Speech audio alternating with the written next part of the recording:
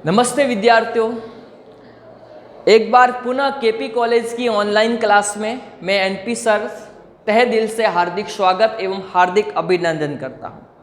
आज जो मैं प्रकरण लेकर बीए द्वितीय वर्ष का आपके सामने उपस्थित हुआ हूं, वो आधुनिक विश्व के इतिहास में पेपर 2 में नेपोलियन बोनापार्ट के पतन के कारण भाग 2 लेकर आपके सामने उपस्थित हुआ हूं।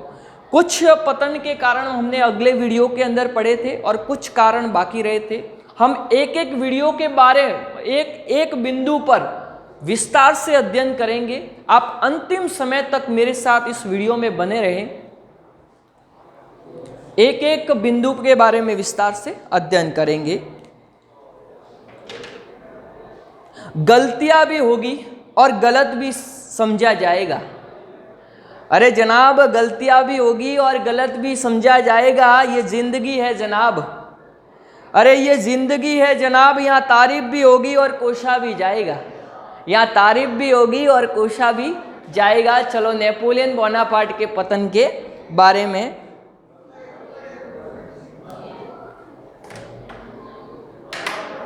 एक एक बिंदु के ऊपर विस्तार से अध्ययन करेंगे। चलो, नेपोलियन बोनापार्ट इटली का यानी फ्रांस का जो शासक बनता है 1804 में, और फ्रांस का शासक बनने के बाद कई विजय योजना चलाता है, और विजय योजना चलाने के बाद कुछ ऐसी कमियां भी होती है और कमियां होने के कारण उसमें उसका पतन हो जाता है। किसका? नेपोलियन बोनापार्ट का। हम एक एक पतन के कारण बिंदु बाकी रहे थे। कूटनीति अपटुता, इंग्लैंड की औद्योगिक क्रांति, दृढ़ आर्थिक नीति का अभाव, रूस अभियान, राष्ट्रीयता की भावना, महाद्वीपीय व्यवस्था, दुर्लभ नौसेना। एक एक बिंदु पर अध्ययन करेंगे। चलो, पहला बिंदु की अगर हम बात करें, पहले बिंदु की अपन बात करेंगे, कूटनीति अपटुता। नेपोलियन बोनापार्ट में कूटनीति का अभाव था। कूटनीति का क्या था? अभाव था। नेपोलियन बोनापार्ट ने यूरोप के देशों को शस्त्र बल के द्वारा अपने कदमों में झुका दिया था। यूरोप के कई देशों को नेपोलियन बोनापार्ट ने यूरोप के कई देशों को शस्त्र बल के द्वारा उसे अपने कदमों में झुकाया या समस्या को सुलझाया। उसने कभी कूटनीति का सहारा नहीं लिया, छल कपट का सहारा नहीं लिया, अविश्वास कभी नहीं किया, और यही कारण इसके लिए एक दिन पतन का कारण बन जाया करता है। नेपोलियन बोनापार्ट ने कभी यह नहीं समझा कि मेरे जो दुश्मन देश हैं, जैसे कौन से देश है, जैसे प्रसा है प्रांत, प्रसा जर्मनी का एक प्रांत है प्रसा, और दूसरा है ऑस्ट्रिया। क्या है? ऑस्ट्रिया। ये दोनों कभी एक नहीं हो सकते हैं। ये दोनों कभी समझौता नहीं कर सकते। नेपोलियन बोनापार्ट का मानना था कि ये दोनों देश कभी समझौता नहीं कर सकते, दोनों कभी एक नहीं हो सकते, क्योंकि दोनों एक दूसरे के क्या है? दुश्मन देश है। ये नेपोलियन बोनापार्ट का मानना था। लेकिन समय की देखो, एक दिन ये दोनों देश एक हो गए और एक होकर दोनों ने समझौता कर दिया, जो नेपोलियन को विश्वास भी नहीं था, और ये दोनों एक होकर नेपोलियन के विरुद्ध विद्रोह कर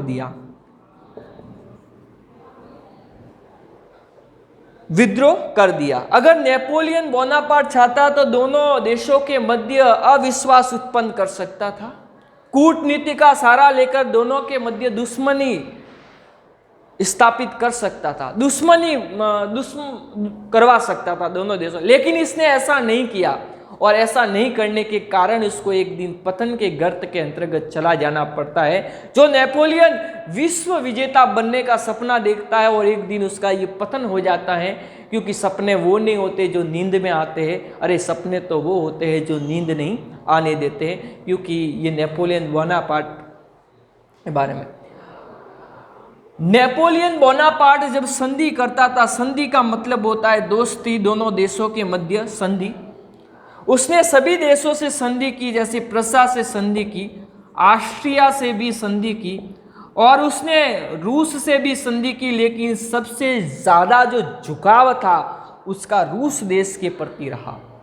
अगर नेपोलियन बोनापार्ट प्रसा से मित्रता स्थापित करता तो आज उसको इतने पतन की गर्त के अंतर्गत नहीं चला जाना पड़ता, उसका पतन नहीं होता। लेकिन प्रसा को उसने अपना दुश्मन समझा, उसको अपना कभी मित्र नहीं बनाया, लेकिन उसका झुकाव रूस की तरफ था। और यही प्रसा की यही कूटनीति अभाव, अविश्वास के कारण नेपोलियन बोनापार्ट को एक दिन पतन की गर्त के अंतर्गत जाना पड़ता है। चलो, नेपोलियन बोनापार्ट ने संपूर्ण यूरोप को शस्त्र बल के द्वारा अपने कदमों में झुकाया। उसने कभी कूटनीति, अपटुता का, अविश्वास का सहारा बिल्कुल नहीं लिया, जो आने वाले समय में उनके लिए समस्या उत्पन्न हो गई और उनके लिए पतन का कारण साबित हुआ। अगर नेपोलियन बोनापार्ट समय रहते हुए ऑस्ट्रिया और प्रसा में दुश्मनी यानी कूटनीति के द्वारा दोनों को एक दूसरे का दुश्मन बना लेता तो आज उसको यह समस्या उत्पन्न नहीं होती। जब वो कई दूसरे देशों के साथ में संधि करता था, जैसे उसने प्रसा और रूस के साथ में और ऑस्ट्रिया के साथ में उसने संधि कर दी, लेकिन संधि करने के बाद उसने जो रुख है वो रूस के प्रति अधिक था, लेकिन दोनों के प्रति इतना अधिक रुझाव नहीं होने के कारण नेपोलियन बोनापार्ट को पतन की गर्त के अंतर्गत जाना पड़ा। तो नेपोलियन बोनापार्ट में कूटनीति का हमेशा अभाव था। नेपोलियन बोनापार्ट को पता नहीं था कि फ्रांस और ऑस्ट्रिया दोनों एक कभी समझौता कर सकते हैं और मेरे विरुद्ध विद्रोह खड़े कर सकते हैं, ये इसको पता नहीं था। लेकिन एक दिन वे इसके विद्रोह में खड़े हो जाते हैं। कूटनीति अभाव होने के कारण उसको पतन की गर्त के अंतर्गत चला जाना पड़ता है। किसको? Napoleon Bonaparte. चलो अगले बिंदु की बात करें, इंग्लैंड की औद्योगिक क्रांति। ये भी नेपोलियन बोनापार्ट के पतन का कारण हुआ करती है। सर्वप्रथम औद्योगिक क्रांति कहाँ हुई थी? इंग्लैंड में। कहाँ पर हुई थी? इंग्लैंड में। औद्योगिक क्रांति का मतलब होता है कि हाथ से बनाई हुई वस्तुओं का जो स्थान है वो उद्योग और कारखानों ने ले लिया, उसे बोलते हैं औद्योगिक क्रांति। हाथ से बनाई हुई वस्तुओं का स्थान मशीनों ने ले लिया, उसे बोलते हैं औद्योगिक क्रांति। हाथ से जो वस्तुएं बनाई जाती थी वो दिखने में इतनी सुंदर नहीं होती थी, लेकिन मशीनों के द्वारा जो वस्तु बनाई जाती है वो दिखने में बहुत सुंदर हुआ करती है। औद्योगिक क्रांति कहाँ हुई थी? इंग्लैंड में। ये इंग्लैंड है, ये बहुत संपन्न देश था। यहाँ सभी वस्तुएं हैं वो इंग्लैंड में तैयार की जाती थी। सभी वस्तुएं जो सुंदर सुंदर वस्तुएं होती थी, वस्तुएं हैं वो इंग्लैंड में ही तैयार की जाती थी। इसलिए आर्थिक दृष्टि से इंग्लैंड क्या था? संपन्न देश था। इसलिए इस इंग्लैंड ने नेपोलियन बोनापार्ट के विरुद्ध लगातार युद्ध किए, क्योंकि उनके पास पैसे की कोई कमी नहीं थी। लगातार विजय अभियान चलाया नेपोलियन बोनापार्ट ने इंग्लैंड के ऊपर, और इंग्लैंड ने भी नेपोलियन बोनापार्ट को टक्कर दी, क्योंकि उसको ये संपन्न देश था। कौन? इंग्लैंड। औद्योगिक क्रांति भी इंग्लैंड में हुई थी, संपन्न देश था। इसलिए ये इंग्लैंड संपन्न देश होने के कारण यूरोप के कई देश है वो इंग्लैंड पर निर्भर थे। कोई भी वस्तुएं वो इंग्लैंड से ही खरीदते थे। जब इन देशों को कोई मदद की जरूरत पड़ती तो वे इंग्लैंड से सहायता प्राप्त करते थे और इंग्लैंड उनको सहायता देता था। जब नेपोलियन बोनापार्ट ऑस्ट्रिया, रूस और प्रसा के ऊपर आक्रमण करता तो इंग्लैंड उसको सहायता किया करता था। और यही नेपोलियन बोनापार्ट की महाद्वीपीय जो व्यवस्था में जो कांटे मतलब बिछाए थे वो किसने बिछाए? इंग्लैंड ने बिछाए थे। अगर इंग्लैंड बीच में नहीं आता तो नेपोलियन बोनापार्ट का कभी पतन नहीं होता। यही औद्योगिक क्रांति यानी जो संपन्न देश है इंग्लैंड यानी औद्योगिक क्रांति भी नेपोलियन बोनापार्ट के पतन का कारण बनती हैं, क्योंकि ये सारे यूरोप के देश हैं वो इंग्लैंड के प्रति वफादार हुआ करते थे। यही औद्योगिक क्रांति एक दिन नेपोलियन बोनापार्ट के लिए पतन का कारण बन जाया करती है। इंग्लैंड है वो औद्योगिक दृष्टि से एक संपन्न देश हुआ करता था, जिससे यूरोप के सभी देश वो इंग्लैंड से सभी वस्तुएं खरीदते थे और इंग्लैंड के मित्र हुआ करते थे। जब इन यूरोप के देशों को सहायता की जरूरत होती तो इंग्लैंड उसकी सहायता करता था, क्योंकि इंग्लैंड के पास साधनों की कोई कमी नहीं थी। इंग्लैंड संपन्न होने के कारण लगातार नेपोलियन बोनापार्ट को टक्कर देता है और यही औद्योगिक क्रांति एक दिन नेपोलियन बोनापार्ट के लिए पतन का कारण बन जाया करती है। चलो अगले बिंदु की बात करते हैं, दृढ़ आर्थिक नीति का अभाव। नेपोलियन बोनापार्ट लगातार सैनिक अभियान चलाता है। क्रांति के देखो 1804 में नेपोलियन बोनापार्ट क्या बनता है, फ्रांस का शासक बनता है। कितने में बनता है? 1804 में क्या बना नेपोलियन बोनापार्ट? फ्रांस का सम्राट। फ्रांस का सम्राट बनने के बाद लगातार सैनिक अभियान चलाता है। नेपोलियन बोनापार्ट ने लगभग 40 युद्ध किए। कितने युद्ध किए इतिहास में? 40 युद्ध। सम्राट बनने के बाद लगातार क्या चलाता है? सैनिक अभियान चलाता है। क्रांति के घावों को भरने का प्रयास करते। क्रांति के कारण कहीं अशांति फैली हुई थी, उसको घावों को भरने का प्रयास करते। यूरोप में शांति व्यवस्था स्थापित करना चाहते हैं। कौन? Napoleon Bonaparte. इन सभी में इतना व्यस्त होने के कारण वो अर्थव्यवस्था पर बिल्कुल ध्यान नहीं दे पाता। अर्थव्यवस्था पर बिल्कुल वो देखो सैनिक अभियान लगातार चलाता है। दूसरा वो क्या काम करता है? सम्राट बनने के कारण फ्रांस की क्रांति से जो अव्यवस्था फैली हुई है उसको शांत करने का प्रयास करता है। फ्रांस में शांति व्यवस्था स्थापित करने का प्रयास करता है। शांति व्यवस्था स्थापित करने का प्रयास करता है। कौन? नेपोलियन बोनापार्ट प्रयास करता है फ्रांस में, और क्रांति के घावों को भरना चाहता है, जिसके कारण वो अर्थव्यवस्था पर बिल्कुल ध्यान नहीं दे पाता। अर्थव्यवस्था के सुधार में बिल्कुल ध्यान नहीं दे पाता। एक दिन फ्रांस के अंदर ऐसी स्थिति आ जाती है कि फ्रांस आर्थिक दृष्टि से उसकी स्थिति बहुत खराब हो जाती है, और समय ऐसा आता है कि नेपोलियन बोनापार्ट को अपनी सेना के खर्चे को वहन करने के लिए भी उसके राजकोष में बिल्कुल पैसे नहीं बचते हैं। उसका राजकोष था वो बिल्कुल खाली हो जाता है। किसका राजकोष? Napoleon Bonaparte. और एक समय तो ऐसा आता है कि फ्रांस की स्थिति इतनी दुर्बल हो जाती है कि लोगों को 2 वक्त की रोटी भी नसीब नहीं हुआ करती है। ऐसा भी समय नेपोलियन बोनापार्ट के इतिहासकारों का कहना है कि नेपोलियन बोनापार्ट के ऐसा भी समय आया था। राजकोष बिल्कुल खाली हो गया, और यही फ्रांस की आर्थिक स्थिति बहुत खराब हो गई और अर्थव्यवस्था डगमगाने के कारण नेपोलियन बोनापार्ट का एक दिन पतन हो जाया करता है। नेपोलियन बोनापार्ट पतन की गर्त के अंतर्गत चला जाता है। जो नेपोलियन बोनापार्ट संपूर्ण यूरोप को नहीं संपूर्ण विश्व को जीतने का सपना देखता है और यूरोप पर राज करता है, एक दिन उसका पतन हो जाया करता है।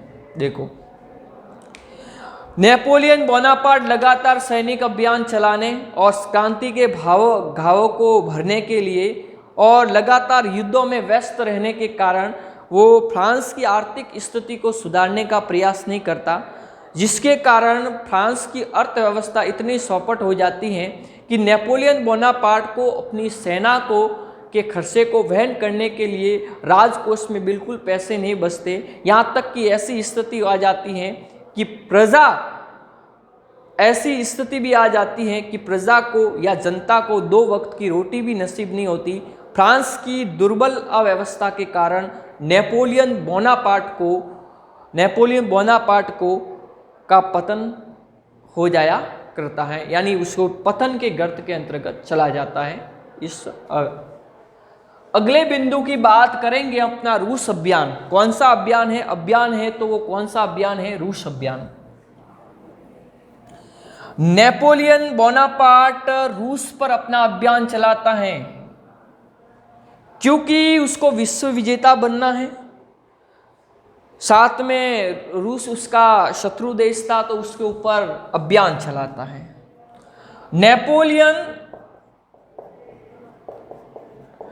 रूस पर जब आक्रमण करता है तो उसके पास 5 लाख वो 80,000 सेना लेकर, कितने? 5,80,000 सेना लेकर सीधा रूस पर करता है आक्रमण।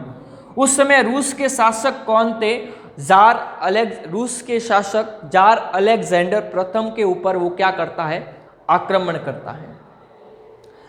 आक्रमण तो करता है, रूस पर अभियान भी चलाया, आक्रमण भी किया उसने। वहां पर रूसी सेना पीछे भी हट गई, लेकिन रूस पर उसे सफलता पूरी तरह से प्राप्त नहीं होती। रूस का एक स्थान उसे प्राप्त हो जाता है। मास्को पर अधिकार करके उसको वापस पुनः फ्रांस लौटना पड़ता है। मास्को पर अधिकार हो गया किसका? नेपोलियन बोनापार्ट का।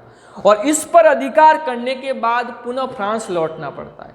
जब ये फ्रांस लौटता है तब वहां पर इतनी भयंकर सर्दी पड़ती है, भयंकर सर्दी पड़ती है, जिसके कारण उसके 5,80,000 सैनिकों में से मात्र 20,000 सैनिक ही वापस लौट आते। कितने वापस लौट आते? दूसरे सभी सैनिक की मौत हो जाती है, जिसके कारण ये सैनिक नेपोलियन बोनापार्ट के विरुद्ध में खड़े हो जाते हैं।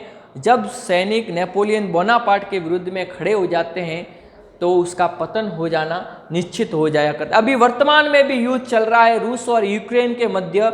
रूस उस समय भी शक्तिशाली हुआ करता था और वर्तमान में भी है शक्तिशाली, तो आज वर्तमान में भी युद्ध चल रहा है। 20,000 सैनिक ही वापस लौट आए और पुनः फ्रांस पर आक्रमण करता है, लेकिन नेपोलियन बोनापार्ट को पराजित हो जाना पड़ता है। इसके बाद ये रूस के विरुद्ध जो अभियान चलाया वो उसकी सबसे बड़ी भूल थी। क्या थी? नेपोलियन बोनापार्ट की। अगर ये रूस पर अभियान नहीं चलाता तो आज उसका पतन नहीं हो पाता। किसका? नेपोलियन बोनापार्ट का। क्योंकि रूस पर अभियान चलाने के कारण इसका क्या हो गया? पतन हो गया। किसका? नेपोलियन बोनापार्ट का।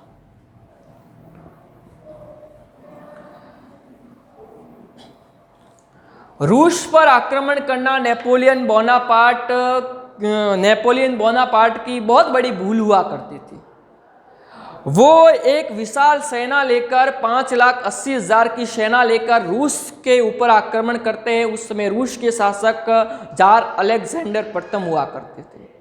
दोनों के मध्य घमासान युद्ध होता है, लेकिन नेपोलियन बोनापार्ट पूरी तरह से रूस पर अधिपत्य स्थापित नहीं कर पाता। मात्र मास्को नामक स्थान से ही उसको संतुष्ट होना पड़ता है। किसको? Napoleon Bonaparte.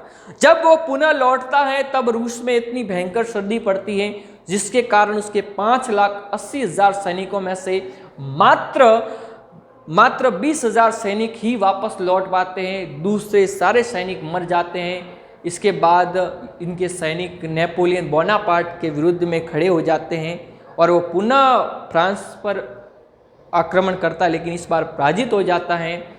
और यही कारण नेपोलियन बोनापार्ट के कि इसके रूस की विरुद्ध जो अभियान चलाया वो उसकी सबसे बड़ी भूल थी। अगर ऐसा नहीं करता तो आज उसका पतन नहीं हो पाता, नेपोलियन बोनापार्ट। चलो अगले अभियान की, अगले बिंदु की और अपन बात करें। आप अंतिम समय तक मेरे साथ बने रहें। हम अगले बिंदु की बात करेंगे, एक एक बिंदु की ओर बढ़ते जाएंगे। राष्ट्रीयता की भावना। आप सभी को पता है कि नेपोलियन बोनापार्ट एक महत्वाकांक्षी शासक था और साम्राज्यवादी नीति को अपनाने वाला शासक था।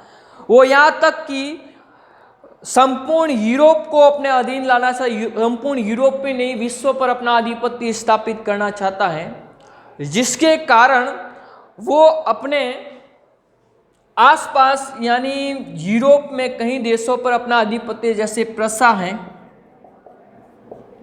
रूस है, ऑस्ट्रिया आदि देशों पर, ऑस्ट्रिया है, स्पेन आदि देशों पर अपना आधिपत्य स्थापित करता है। और आधिपत्य स्थापित करने के बाद यहाँ पर अधिनायक शासन स्थापित करता है। कैसा शासन स्थापित करता है? अधिनायक शासन स्थापित करता है। कौन? Napoleon Bonaparte. नेपोलियन बोनापार्ट कैसा शासन स्थापित करता है? अधिनायक शासन। कौन स्थापित करता है? Napoleon Bonaparte. फ्रांस, रूस, ऑस्ट्रिया और स्पेन के अधिनायक शासन स्थापित किया। जब एक दिन इन देशों को इसके बारे में पता चला कि हम किसी एक शासक के अधीन नहीं रह सकते, एक तानाशाही शासन के अधीन नहीं रह सकते, जब उसमें राष्ट्रीयता की भावना उत्पन्न हुई तो उन्होंने नेपोलियन बोनापार्ट का विरोध कर दिया और यही विरोध एक दिन उसके लिए पतन का कारण बन जाया करता है। सबसे पहले स्पेन नामक देश में राष्ट्रीयता की भावना उत्पन्न हुई थी। कौन सी? स्पेन नामक देश में उसने सबसे पहले नेपोलियन बोनापार्ट का विरोध किया था और फिर इसके बाद नेपोलियन बोनापार्ट का, जब ये देश नेपोलियन बोनापार्ट जब उन सभी यूरोप के सभी देशों में राष्ट्रीयता की भावना उत्पन्न हुई तो यूरोप के सारे देश नेपोलियन बोनापार्ट के विरुद्ध में खड़े हुए, जिसके कारण उसको पतन की गर्त के अंतर्गत जाना पड़ा। किसको? नेपोलियन बोनापार्ट को। नेपोलियन बोनापार्ट एक महत्वाकांक्षी और साम्राज्यवादी शासक होने के कारण इसने यूरोप ही नहीं बल्कि विश्व के कई देशों पर अपना आधिपत्य स्थापित करने के बाद वह अधिनायक तंत्र स्थापित करता है। कौन? Napoleon Bonaparte. वह अपनी मनमानी करता है, तानाशाही शासन चलाता है, स्वेच्छाचारी शासन चलाता है, जिसके कारण एक दिन इन देशों के मध्य राष्ट्रीयता की भावना उत्पन्न हो जाती है। सबसे पहले यूरोप में स्पेन नामक देश में राष्ट्रीयता की भावना उत्पन्न हो जाती है, वो इसके विरुद्ध में खड़ा हो जाता है।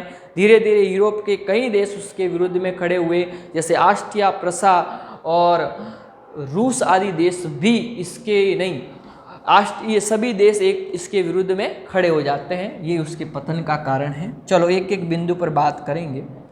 दूसरा कारण था उसकी दुर्बल नौसेना। दुर्बल नौसेना। दुर्बल नौसेना। नेपोलियन बोनापार्ट की जो सेना थी वो सेना नौसेना, यानी नौसेना का मतलब होता है जल सेना। ये क्या थी? दुर्बल थी। कैसी सेना थी? दुर्बल थी। और इसके विपक्ष की बात करें इंग्लैंड, इंग्लैंड के पास जो नौसेना यानी नौसेना जल सेना है वो बहुत क्या थी? शक्तिशाली थी। नेपोलियन बोनापार्ट ने कभी भी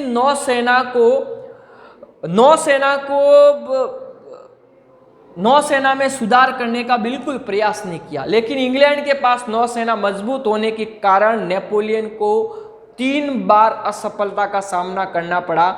जब उसे असफलता का सामना करना पड़ा, अगर ये नौसेना को सुधारने का प्रयास करता तो आज उसको पतन की गर्त के अंतर्गत नहीं जाना पड़ता नेपोलियन बोनापार्ट को। यही कारण नेपोलियन बोनापार्ट के पतन का कारण बन जाया करता है। नेपोलियन बोनापार्ट के पास एक नौसेना थी। नौसेना का मतलब होता है जल सेना। वो इतनी कमजोर और दुर्बल थी कि नेपोलियन बोनापार्ट को 3 बार असफलता का सामना करना पड़ा। अगर जब उनको असफलता का सामना करना पड़ा, अगर वो उसको नौसेना को मजबूत एवं शक्तिशाली बनाने में ध्यान देता तो आज उसको पतन की गर्त के अंतर्गत नहीं जाना पड़ता, बल्कि इंग्लैंड के पास नौसेना बिल्कुल यानी बहुत अच्छी और मजबूत सेना थी। यही उसके पतन का कारण था। चलो, महाद्वीपीय व्यवस्था। नेपोलियन बोनापार्ट संपूर्ण